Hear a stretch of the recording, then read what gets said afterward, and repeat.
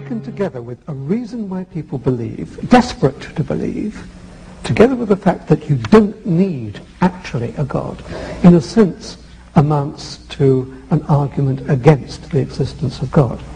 Well, I guess I don't see that. I mean, why doesn't that commit the genetic fallacy of trying to say that by explaining how a belief originates, you thereby show the belief to be false?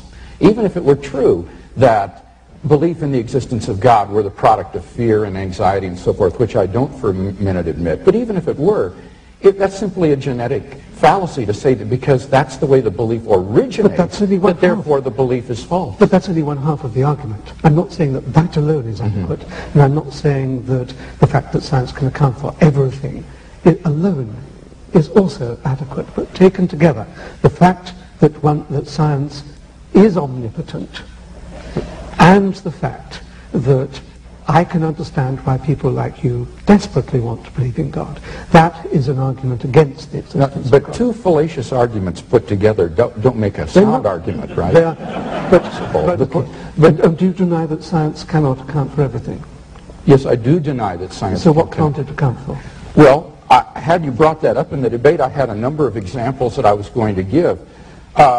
I think there are a good number of things that cannot be scientifically proven, but that we're all rational to accept. Let me list 5. Logical and mathematical truths cannot be proven by science. Science presupposes logic and math, so that to try to prove them by science would be arguing in a circle.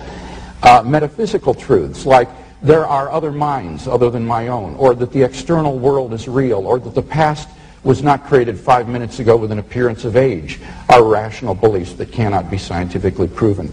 Ethical beliefs about statements of value are not accessible by the scientific method. You can't show by science whether the Nazi scientists in the camps did anything evil as opposed to the scientists in Western democracies.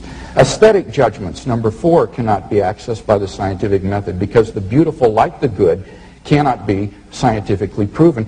And finally, most remarkably, would be science itself. Science cannot be justified by the scientific method. Science is permeated with unprovable assumptions. For example, in the special theory of relativity, the whole theory hinges on the assumption that the speed of light is constant in a one-way direction between any 2 points A and B. But that strictly cannot be proven. We simply have to assume that in order to hold to the theory. But you're missing the whole... So put that in your pipe and smoke it. Yeah, okay. So we are, none of these beliefs can be scientifically proven, and yet they are accepted by all of us, and we're